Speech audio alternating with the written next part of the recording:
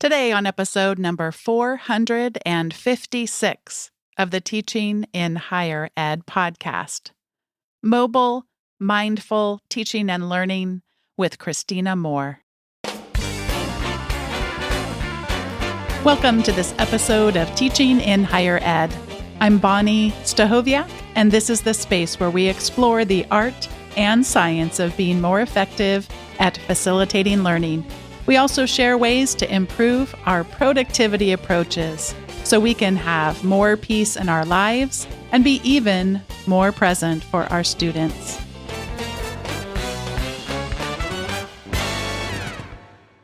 Today, coming back on Teaching in Higher Ed is Christina Moore. She is the Associate Director for the Center for Excellence in Teaching and Learning at Oakland University in Southeast Michigan. She's the editor and regular contributor to a weekly teaching tips series. While she is tech reserved and limits her screen time, her world is continually expanded by learning with others online, and she works to bring faculty together online. She's a doctoral student in educational leadership, researching how faculty use online spaces to expand their teaching practices. Christina's work has been published in Tech Trends, EDUCAUSE, Faculty Focus, and other journals and books. Prior to her current role, she was a special lecturer of writing and rhetoric. Christina enjoys feeding people, meal preps like mad, and takes occasional excursions into sci-fi. And, as you'll hear about on today's episode, has a new book out, Mobile, Mindful Teaching and Learning. Christina Moore, welcome to Teaching in Higher Ed. Thank you so much for having me. I'm excited about our conversation today because it's really so much about a topic that is very near and dear to my heart, something I've been fascinated about for years, and that is context. And as it relates to our conversation today, looking at mobile, mindful teaching and learning, I hearkened back to sort of the opposite of what your book is all about. And that was a little sliver of Annie Murphy Paul's The Extended Mind. And in that book, she talks about all the ways in which, among other things, she talks about the ways in which our spaces around us can have really profound effects on how we think, how we feel, and how we learn. And one little sliver that she mentions, it's not a huge part of the book, but some research around when we use large monitors. And Christina, It kind of cracked me up because it was a little bit where I go, oh, it makes so much more sense to me why I do feel. And I feel like I think better when I have sort of more digital space to move around in. And so I kept thinking about that throughout reading your book. And so I'd just like to begin with having you share a little bit of what do we know about the context for learning on these small devices? So I'm glad that you were noticing that the book talks definitely about the small screens that we're carrying with us all the time and how powerful they can be for learning, but also in the larger context of how we are using those devices to engage with the world beyond that small screen. So, and that's why I like the term mobile, because mobile learning, of course, does predominantly refer to phones and particularly smartphones. But it's also this idea of movement and motion, and that we are minds and bodies that are constantly mobile. And before we hit record, we were talking about our bodies in motion and what we do throughout our day and how our bodies are really meant to be in motion. And that's why I refer to her work as well. So as far as the small devices that we have, what I've been doing throughout the process of thinking about this book, researching, and writing is, of course, thinking about how we can use phones a bit more intentionally to help engage our students with learning in more times and in more ways, but also how we can prompt students to use that phone to take pictures of things that are going on around them that connect with something that's going on in the course, or they can use that phone to connect with classmates as an idea comes up.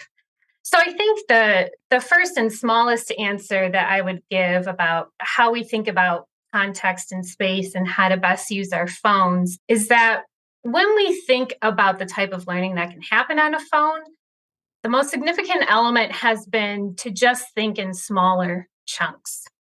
So, as you said, and as is talked about in the extended mind, it's about making whatever learning content we work with scale well to the device. And more web content is automatically designed to be more mobile accessible, but that doesn't necessarily mean that every web page I'm reading is really going to best fit to be done on a phone.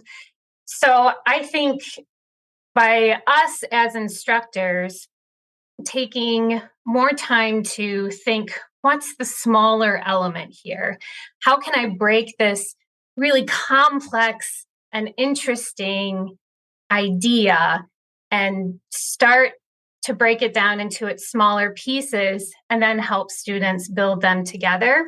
I think that's been the really interesting and curious question about mobile mindful learning, is finding that little nugget, because as experts in our fields, we forget what it was like to not understand how something complex broke down into its main parts. So I found it to be a really useful strategy. And at a recent keynote that I gave, I used the analogy of a puzzle and how I'm new at puzzling. I'm not very good at it, but it has been something good for my brain.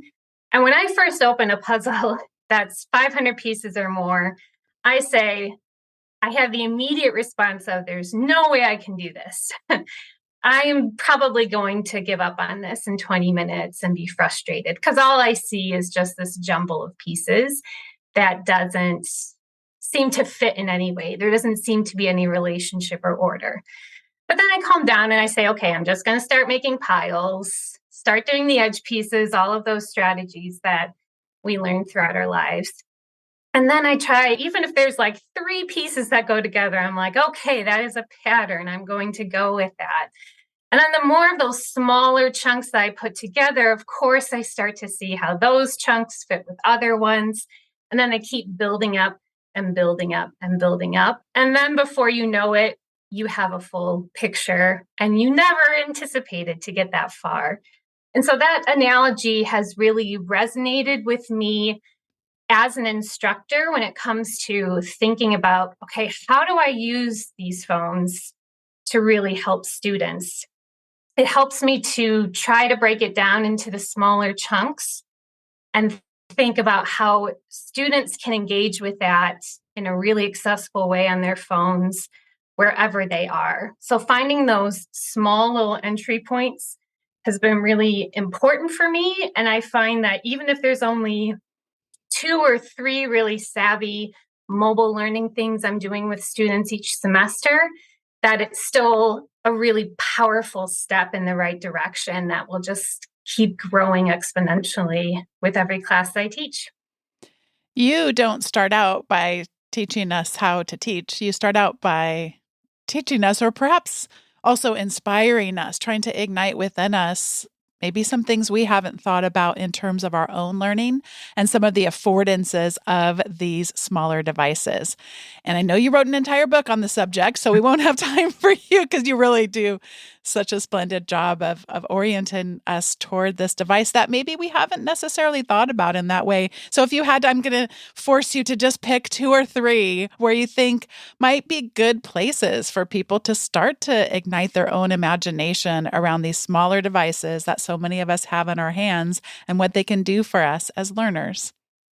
So I have a section in the book called Start with Self, and it's really around the whole idea of, before thinking of yourself as this really expert teacher of things that people can do on mobile devices, to just first pay attention to how you try to enhance your work and your personal learning with your phone as just one piece of a larger landscape of how you learn and work and do whatever work is important to you.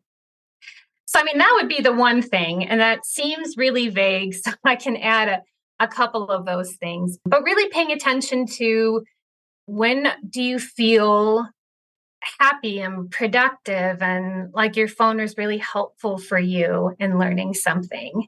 And just noticing it and capturing that and just save it as something you may go back to later, as something that can help inform what are your choices. You might notice that you're the type of person who listens to podcasts or you like to watch YouTube videos. So similarly, you could also pay attention to where you encounter barriers. So where you have an idea while you're on a walk, but you realize you would love to record your ideas on the phone that you have with you, but you just don't have a good process for how to do that. So for you, that might be okay, what note taking app could I use that feels comfortable for me? It could be even sending yourself an email or using your favorite checklist and just write out a quick task. I think trying to notice those barriers and find a way to help your phone get you around that is also really powerful. And thinking through this process made me think back to something that Flower Darby has said in Small Teaching Online and her conversations about it, is that, and this is hard to imagine in a semi post-COVID world, that when she wrote that, online teaching was still something very new and not as natural to many college faculty. And she helped us understand why we may feel some discomfort around online teaching. And that's because we don't have this default context for being online learners. And that really resonated with me because I think it's very much the same case with how we use our mobile devices and in intentional ways to help our learning and our work. So I think we do and we should take that first step of paying attention to ourselves as mobile learners before we even really try to go right into how to be useful as instructors and helping students use their phones to help them learn and engage with the courses. We started our conversation referencing movement and action. And as I think through some of the ideas that you shared, I'm thinking about that. Yes, let's think about the affordances that we're aware of. Let's think about the barriers that we're aware of. It's also fun to think about the surprises and delights that such devices can still offer us. And I do think a lot of that, like you said, is where we have to be able to shrink the things down. So we're not trying to give the 60-minute lecture, but is there Yeah. some small way? And I just wanted to mention that a friend and a colleague, and also he's been on the show before, Jeff Hittenberger, he has been very supportive in the development of what's called the Mendez Freedom Trail and Tribute Monument Park, which is in the city of Westminster in Orange County, California. And I'll put a link to its location in the show notes because if anyone is in the area, it is just a phenomenal thing. But so it's a park. We actually got to go on a walk. It is to celebrate a court case that was a precursor of Brown versus Board of Education that happened here in Orange County, California with Sylvia Mendez. She's still alive and she was at the time the young girl who they made a case for not having her have to walk to an entirely separate school. So we actually got to walk and see, well, this is the school that she had to walk to as a 5 and 6-year-old. And this is the school that was only for white children in the community. And then it sort of ends with this. So we walked the trail and then we ended at the Tribute Monument Park. And they talked about their process. The city manager was there and assistant city manager, and they spoke about that they had planned all of these things. And then it was actually through speaking to some of the stakeholders that they're saying, or wait a minute, but how do we where are we going to use our technology in this park? And so they have all of these augmented reality stations that are throughout. And some of these things are analog. So children can come and bring paper and actually do, I forget what it's called. It's not tracing, but it's when you rub the crayon and the. Oh, yeah, I can't remember either. It's not stencils. I used to love Yeah. them so much. Someone will be like yelling at their podcast player, like, this is what it's called. I'll look it up and find out what it is. But so it's just this idea that sometimes we want to touch things with our hands and do those shadings on the with crayons on the little various aspects of the visual things. And then sometimes they could bring the auditory in and actually see videos of people talking, or there was something where you could kind of spin around. There was a puzzle. You made me think of it when you said puzzle. I started to think about that experience, but kind of without thinking about it. You're talking about us shrinking it down, but you also sort of share it's not an all or nothing thing. We're not Right. all mobile learning or all Right. in the classroom learning, that there really are opportunities for fluidity that I think sometimes our imaginations aren't quite as equipped as they could be. Yeah, I think that's a beautiful example of two frameworks that were really useful in my thinking. And one was fluid learning, which is this idea that we're designing learning in a way that can flow from no tech to desktop to phones to other modes as well. And that's really how I'm thinking about mobile learning, because it's often that pairing these things with phones makes those types of learning opportunities more available. And I do discuss some ideas for types of mobile activities, teaching activities, and learning activities. And they often have to do with something similar, where you are guiding people on tours to certain spots, and then they can use a QR code to listen to an audio essay. So you're really thinking about context and place and where people are when they are engaging with their phones and what they're engaging with. So I think that's a really beautiful example. And it also reminds me of universal design for learning too, because that was really core to this, and really the way that I thought, okay, if we really care about access to learning, we have to at least see what piece this fits into as far as the whole learning ecology that we're always offering and cultivating for students. In my experience in reading the book, it felt very much like you not only wrote about that, but you embodied that. And I felt myself in a lovely way being distracted in all the ways you'd want me to be, sort of interrupting the fact that I'm reading a book to now oh my gosh, I want to go look at this. And there are QR codes and so many. I'm sort of intrigued by, there's this expression of going down rabbit trails, but the rabbit trails can, normally that's said in a bad way, but I find it as like, what's the word or the phrase for the best rabbit trail possible? And you had so many of those in there. Would you just speak about an example that comes to mind? And again, I know you have so many throughout, but an example of what really is emblematic for what universal design for learning and mobile mindful learning makes possible for us. So I'll frame this in a way that I hope communicates how practical and approachable I'm hoping my message and suggestions are. And that's on how we plan for how students engage in the classroom, because I know that a lot of the concern, which is totally valid, about phones and learning is students being on their phones while in the physical classroom and being distracted.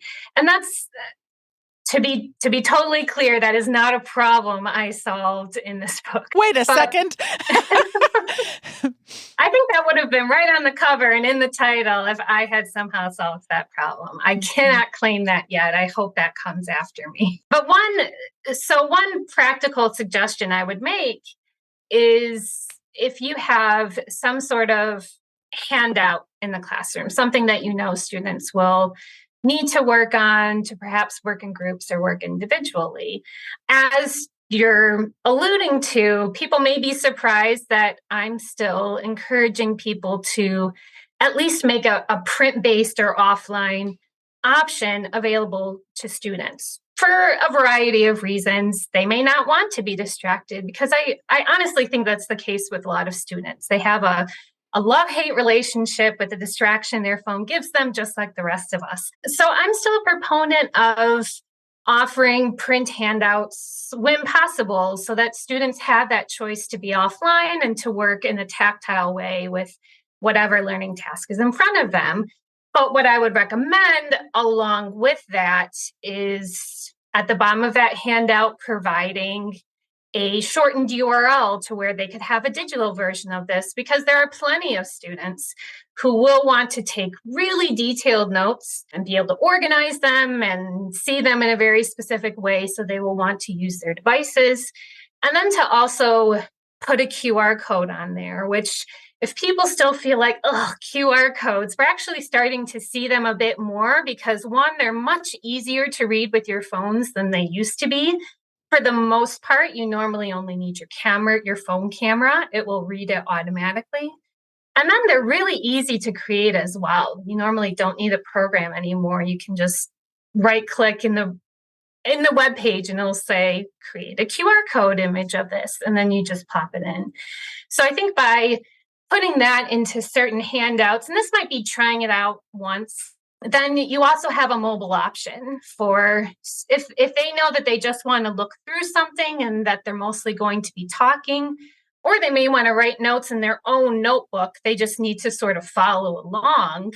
Then you have all three of those options available all at once, and students can customize accordingly. You might, depending on the size of your classroom, gauge. I'm always a fan of giving students certain anonymous surveys at the beginning of a course to get an idea of how often do you use your phone to access course materials.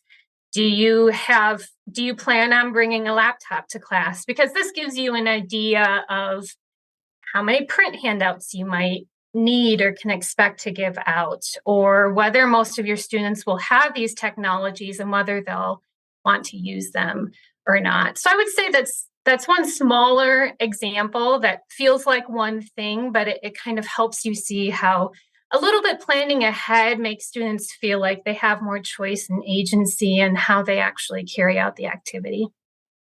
I crack up because past me was really wrong about at least two things, although I'm sure many, many more than We'll that. just say two. But I mean, as it relates to what you were just saying, one doesn't relate. I was convinced that Starbucks was never going to be a thing. Like no one, that's just not a good business model. So really wrong about that. And also really wrong about QR codes, because I really thought for sure they would have gone away by now. And it's pretty wild. And I know we both do speaking. So when you're speaking and have a QR code, I sort of started with thinking that would be the least preferred method, but some people, and it's just, I mean, it's wild just to see a sea of people taking off their phones. And I don't use them. Well, I use them a lot with students, but they're typically on Zoom. So I'm not able to like see that sea of people doing it because they may be choosing to be off screen or what have you. But I certainly see them land a lot faster than they used to land when all was visible was a link. So they really can sort of take us on adventures. And as you shared, an ability to very seamlessly switch between an analog and a digital world, and the way that those two things can speak to each other is so fun. Anything else you want to share with regard to the universal design for learning aspect of it, and maybe when it comes to representing our learning, or whether it comes to having choice and agency in what we choose to pursue? So first, I'll give a shout out to Tom Tobin and Kirsten Bailing's book, Reach Everyone, Teach Everyone, Universal Design for Learning in Higher Education, because it was really their chapter on Meet the Mobile Learners that it was one of these three small moments where I thought, okay, I really have to pay attention to this. And I feel I've taken my own take, but I know there's inspiration from that chapter that informed my first chapter, where I'm really making the case for why, even if we're not excited and we feel like it just feels impossible to think about phones as another tool in our classroom that we actually intentionally use, why we really have to pay attention if we are educators who are not only interested in more access to learning for our students, but actually really high quality learning, more repetition, more frequency. We know through increased exposure, more research on things like retrieval practice and frequency, that these are often things we're not capitalizing on because it's really hard for us in our current ways of tending to do things in our higher education teaching to provide a way for students to have lots of repetition on concepts, even though it's really good for building up a foundation for when students come and are ready to do that complex thinking, because they can so quickly put things, those smaller concepts together that they've been practicing. But anyway, in their chapter, Meet the Mobile Learners, they were really making this appeal that if you are someone who subscribes to universal design for learning and paying attention and really centering the diverse needs of your learners and trying to anticipate all the needs that they have, we have to pay attention to mobile devices. And that really was the moment where I was like, okay, I don't consider myself a mobile learner yet, but I do consider myself a UDL proponent. So I'm going to try to apply all of our pedagogical powers to really figuring out how we can make this accessible for everyone. So that's really the stance that I'm taking throughout the book, that of course it's focusing on mobile devices because that's what's less familiar, but it's really always fitting it in the larger context and landscape of where our students are when they're learning, whether it's in a waiting room, going to doctor's appointments, being on commutes, that they have some way to help chip away at the work they're doing in any course or project, and continue to be engaged so that when they do have those precious few longer bits of time to be focused and work on something, they are much better prepared. They have lots of little notes. They've practiced things over and over again, that they really are more prepared when they come to class, and they're more prepared when it's time to have that deep focus time to work on their work. If someone has decided that they would like to begin to experiment and maybe find themselves in a situation like you used to be, where it's like, okay, I gotta, I need to try something here.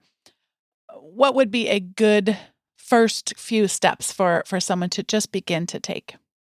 Well, I would say after starting to notice yourself as a mobile learner and make some observations and set some goals. And mobile, again, it doesn't just mean on your phone, but also how you tend to switch between workplaces and how your devices are connected to one another so that the learning and work is continuous. So I would say after that step, to start doing a test drive of your course materials on a phone, just to see what that experience is like. And you can ask your e-learning or online learning team at your college or university for stats on how often students are accessing the learning management system on their phones. They can probably give you that data. I had done that too. So that's helpful. But your students are going through the course, even if you think they shouldn't be. They are, and for a variety of reasons. So I think it's really informative to go through your syllabus and see, what does my syllabus look like when I open it on a phone? Can I get to information easily? Are things framed in the right way? And then also, if you are using Canvas, Moodle, or whatever your learning management system is, to go through that. See if they have an app. I think almost all of them do at this point. See what that looks like, but also try it on the browser, which is like Chrome or Safari, and see what it looks like. Click on things. You'll start to get a sense of, obviously, whether it works, whether it's readable, but you might even start to notice, like, oh, it's too bad this quiz doesn't work that well on this device, because actually the questions are pretty simple and quiz questions are pretty easy to do with a spare 5 minutes or 10 minutes. So it may automatically start giving you some really useful feedback and ideas. I think and it's been a theme in my life in lots of ways, but there's lots of power in first just noticing and giving yourself time to notice things, how things feel, how things work, and just give yourself that time to notice rather than just always thinking you have to have an idea and immediately and you have to have a 10-point plan. First, just giving yourself some time to experience things and then come up with that 10-point plan of the next things you're going to do. Thank you for all the opportunities you've given us through the gift of this book to experience these things. It was a wonderful read, and it did feel a little bit like an adventure, like I was moving with you. It didn't feel static. I really enjoyed it so much. So thank you for that. This is the time in the show where we each get to share our recommendations. And I wanted to share an app, which I think I've mentioned on recent shows, but I'm officially ready to recommend it. And the app is a note-taking app. It is called Craft, and the URL is craft.do. And I love to geek out and watch lots of videos. Speaking of YouTube, lots of videos about various productivity tools, including note taking. And I have been for a long while doing note taking on Evernote for some of my stuff and an app called Ulysses for stuff that's just me. It's harder for me to find a really good solution for a team to do note taking. And so Craft just kept coming up. And first of all, it is a gorgeous app, which lets you create gorgeous notes, which is really fun. Its collaboration features are really nice. And I've been enjoying it quite a bit. And our team is now moving over to it. I subscribe to something called SetApp, which is for the Mac. And basically what you get with SetApp is a membership where you can install and use hundreds of Mac applications, including Craft, which is a fairly recent thing as of late January 2023.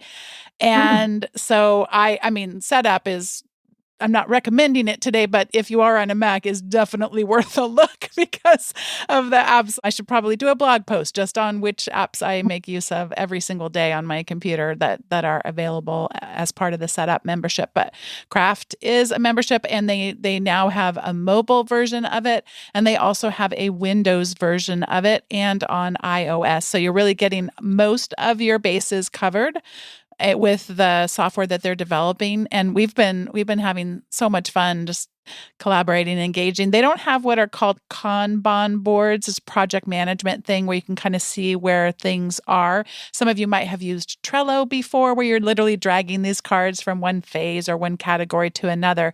But you can simulate a Kanban board until such time as they build that feature in. So we have many applications of creating shared notes that are essentially in a Kanban looking thing where we're just dragging it from one little toggle list down to another as it goes through phases. We are beginning some course builds, and so we're going to be able to see exactly where the courses are, which of our phase of course development are they in, and we're also going to be able to see what I keep saying, show the receipts is kind of a little silly joke, but you can see all the way along the way, what questions do people have? What feedback did they get? Did they go through all of the steps? And in a really visually beautiful and highly functional environment. And I just remembered, Christina, I mentioned Craft because it also happens to have artificial intelligence in it. And I literally stumbled upon it. I was trying to think of why I had mentioned it. It was because on prior shows, I have not signed up yet for some of the chat GPT or any of that, but I'm getting little slivers of what that's like in the Craft app. And so that's my context for sort of whatever experimentation I have done this far, but highly recommend. And Christina, I'm going to pass it over to you for whatever you would like to recommend. Yeah, so in the spirit of bite-sizedness, I tried to come up with two that were really small. So one is a quote, and it's from the Baha'i religion, one of their prophets, Ahawallah. And it's this quote about education that has just continued to resonate with me. So I thought I would share it. And it is, regard man as a mine rich in gems of inestimable value. Education can alone cause it to reveal its treasures and enable mankind to benefit therefrom. Mm. And I've loved it because I know on the show, we often talk about the banking metaphor for how students are learning. And I think this is meant to counter that idea of pouring into students and learners, but instead that they have everything they need. It's just about working together to uncover it. So I keep thinking about it throughout my work and everything that we do together. It's beautiful. And my second recommendation, which is tying a little bit to a past episode and a colleague of mine, I recommend checking out Vanessa Thompson's TikTok channel. I found that in talking with her, and I referred to her work a little bit in my book. I am not on TikTok myself. I have this really interesting relationship with social media, but I do think social media is both useful for social learning on mobile devices, but also that bite-sizedness. And it's really in watching her videos that I'm like, okay, she is communicating an idea to students in 30 seconds in this really high impact way. And I can kind of see how she's taking a larger idea and putting it into these really small pieces. So I find that from a learning design standpoint, it really gets my mind working in a new way, which I also think is exciting about the whole mobile mindful approach. Is it's just a new way to approach thinking about learning that we maybe never quite have. She is such an inspiration. I'm also not on TikTok, but I sometimes get to see her videos that she'll post on Instagram. So she'll sometimes repost the TikToks and I get to see that. And she is such an inspiration. She makes it look effortless. And I realize it's not effortless, but she sure makes it look like it is.